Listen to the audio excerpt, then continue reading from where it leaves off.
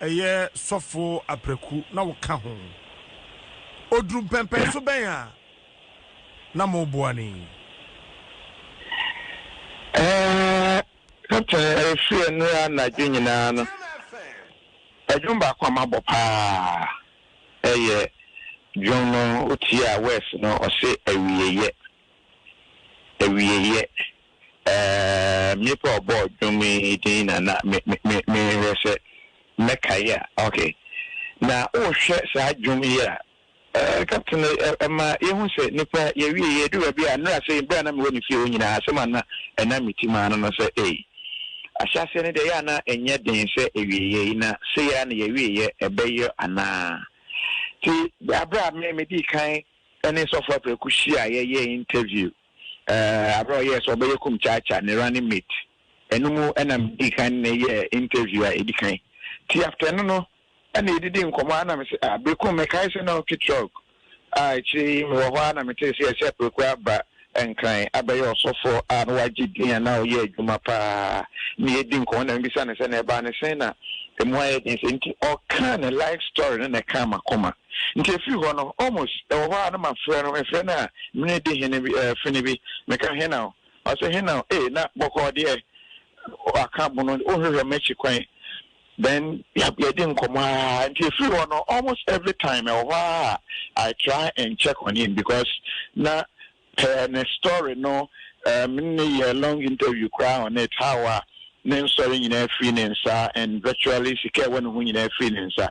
every time I'm in bedding comobia and I get people I'm from me which is say hey Apraku no any papa boa me pants and I go do Italy ha we say boa me pants and I go do US ha just say a lot of people were calling and saying good things about him tell me who say well the papa and so she to me to be any time and that was the reason why I got close to him and because only so for bedu could be Abraham me call no home ni din koma some more kind say Apraku ye nipa na assembly to me ebentia so basically that was why I got close to him and thought to say any help be a meet me the abuani biano na nkampa ne say obetumi asan agya na so bio na ne nyame adwuma na oye no obetumi akoso aye KOFI said I would share sa woni na din komo oye na interview otimi kire wa de kode potin pay see ya the man bedroom pempen so bedru ye no ninchemo no ekoye bebre in fact bebre no ebisa to say say no sorry no sika in fact my colleagues just presenters and mo ye adwuma o channel are those days but can just say nipa o mo ginya me adwuma ejina ho those days ma just o mo preach ye wo channel are emma nyame di ye kase won kan Apraku my daughter was number 1 and omu nyina so be kan omu fan nsem to talk cars because odu ho iska na won nchen bia no the check and that is one thing I felt to say bia no na kuma mu ye dodo interview am ne ye no o just abra sorry no e course no ankasa na school share dan kwachi papa enti o ho na ato nsa afre bi ho abuchi no akwa preach o ka twi ya na manfo achim enti na free abuchi na ye ne demo unfortunately sa all koni yana na sorry man so yeku na sofo nketwa na yeku e wonachi nti echi ya o yes say otina ni ahwe fie de ne kakra no we ya o say o asori no kra no abra okoye me na me ye bibia nti me de me register asori no kra o medim na we ate no ho na we ate no ho so e bo hwete and the way na bi o ho a otimi fa ne car we know their channel of our way because those days that is how our own say no onya bibia opebia antino or the chair easily and only lead to the downfall and then a bit of political angle or the bermu so ja for kobo no ma ne se certain bi obehu ana ne se asoro de ni nyina atutu o kire se obo ma ka form de no kra kan ho ana nkoba betutu de aka ho na on de gibi ni se yankopon energy ne sa brena when we say oh we cry in his narration no oh we cry sana on fan say na ni so ese atike no enti o sha na je say oh ye na from there but nim de ma afi de kodru de bi wie ye kra bi say na kai abra obofo frɛ no that day in fact na me TV hu me suye I wept because oh she baby Apraku dua ni baby a teen day. Now those days na ye ma cra and I never thought I would be in a position say make me use me medium say me de buano and now I do that level say Apraku hiya me homewa. I feel say no say onye be ma pa won say obi wo ho say the life na ba so low say nipa ebia onnan susu ana say nipa bia na they were very low na so mo na beboa na say nipa no ni ego we a etumi ha nipa na nkasa ma ni sunsu man nkasa free mu and every time bia de na me try pa na say ni sunsu free because baby oduru ye any baby a wa hwe adu no continue obi a ni tumi gina na saa a odi na ni kan be gina na saa onfa nyansa no mo ana say onfa enye niema hodo bi a office and na be ma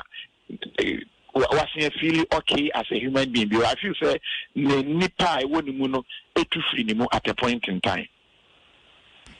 Am paso be no mon sakakra. Yes. Yen obi a we free mu achi asem. But no correct. In fact, the last time cry me nene koye interview nkofoka say me nene koye interview say abra obaye no say bi nene num bonsa and you could see say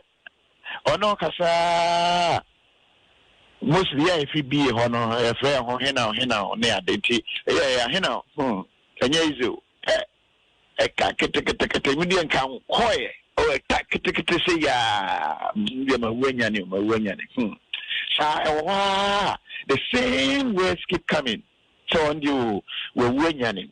ne sa that day truly na mete alcohol e won nanum and we call ho enra the now for a many omudi nkomo a lot of them said say e wo ho ofa dan na chi ho na oba one guy also no or be a friend in the call or no application 2 cities no at 2 cities the amount also and so it is maybe be sana send so for na oman no mon sasa I said so it looks like it got to a point where na a finimu nipa suanka sano so or take solace in niema ebia ebema na feel okay as a human being again ebia ebema ni re free ne how depending on nipa na ben no that time niema ebia omo so ma omo ani je no eno na ebia ono so be take sa ani je no ewo and ba kokora ka chere me say the eye ne yakra ne say no onidi obe just say or say otiminum bia oben say omote hwa no waye nua ya ne kakra ma minnie so he ono narration no ono the narration ne say betumi aba say abra oba dem ho no either say in fact he dey conclude say osusu say bia nkete kwa because onidi he that obedi dia kitwe bi ladies say what they fear nchen what they ya dia pa omoboa no because they know who he was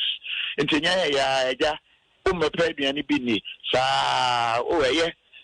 and he was how we no ufa ya ho nyina obia only problem only how any problem that was the slogan yes I say when o kan wa say o crowd any problem ska won ho beto ne bottom sisia.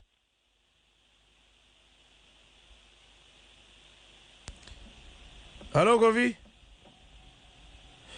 Hello. Kofi Adomah no. Captain Otoneka. Now we are in the day. My phone call me a mute. Kofi we try them pa potin e betimi aba ma nipa. Wabo nipa bebre sei. Ni nuanom asofo ne won sha ase amfie bebrebe sin ne wo yi ni ma ya sa senye wo kumchacha ne sofo obofo ene beduko bia ba ne sen na won wonim won asofo nketo a wo mafa na sore ne mu ade nyina wotimi yi ni ma putupuru sa Kasimwe Eddie, me nimity, but Enra, for instance, me ne nipa when be doing come on, and the Omaka chairman said, no cre, a sophony be a yardie. They be a KOFI ho, or so kai, or before ma, na sophony be call not less than or non kind crano, not less than 3 times. I remember me ne Apraku interview series of them. Baku ho ye no soon say or da so for bedu be sorry ho because a dying above for the man no sikana and saka yomoko han ye na dan nansem kakra ho because you try na ba beta ho and no soon say me watch no obi aboa no nso a akowie say still no baby ye na nko hwe kra no nsa ntumi anka ama still da so bre say asofo boa no asofo seriously me kai obofo nimi din komo bi kra na obi sasa ko hwehwe wo ne Apraku na interview se a unya ne number on kan je ne sasa ne ho che no said because my ye de metimi my money is can be enti se ne ho che no a ene nka bi a ne ka no kra no onton if that was the broadcast about out to say we are because an interview no we no that day no or chair say na commode no in fact or say commode na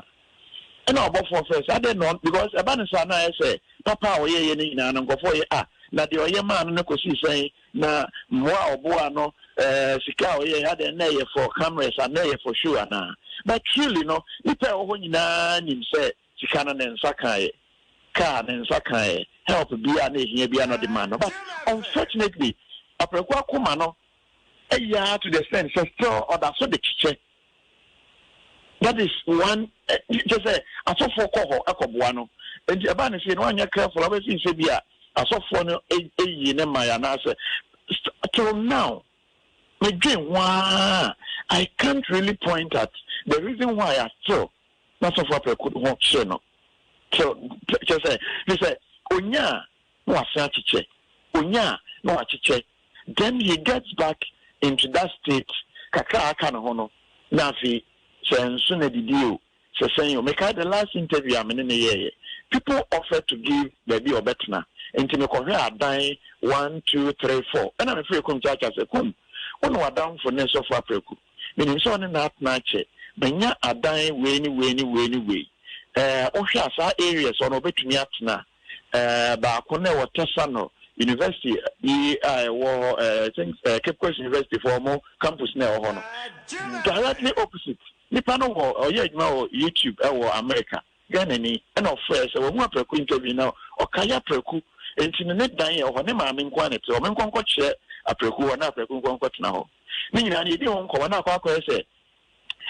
one area bi wo ho a say ono no ohu ne ho still anase wabalo nti no anya careful abakwa koma ne ba bi a nya de a na koma ebedwo ho ma kum chacha na kwa kire me mo de bo ano ma ne kotena ne fie ono kum chacha o fie ebe ana bebre fie kum chacha o ye very smart and why your property bebre wo kan ba ya na bi ho nkan wa seminti o di ba ko e ma Apraku ma ne kot otnemu a no asan ko back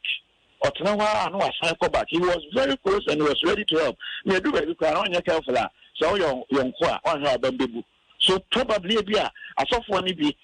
eboa na se sila wonye ska no de achiche ne ade a probably the omonso ebre min se ne ma sila na ayeden dia mana because me say omanfo boa no me the number to we na number no kwa no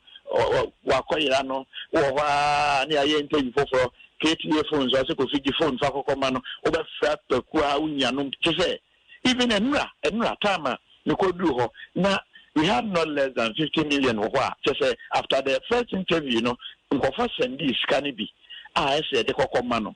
ofre na nya no wa hin enti kum chacha so ne yedi say kum try unya Apraku a my asonte sa enti abra ne video no ba say one no sa we so just very run there a be again but so or the again pan yeah nyame hia no so am fa gen pan so na yeah and also ho yes e pa kwa no gidi no no pass me as a me sisi me so me sorry no pa first thing come me say when ne pa de me hu Apraku ene kwan bia so even say ekokọ da ho kra say bia say opie kon na ma man tem nti opese wo time kra na mpese me kokọ tena ho no so you dey me flow and that was the reason why I was the first person I come church friend say Kofi asema abani that time na no whatever na me too cash me ko nyina mentina na go susa pako guys back on kan ho na or drive away because I was asking myself say and the pan yentini anyetus oh Kofi yeah Jim FM I'm familiar this year Kofi Bidas gosh.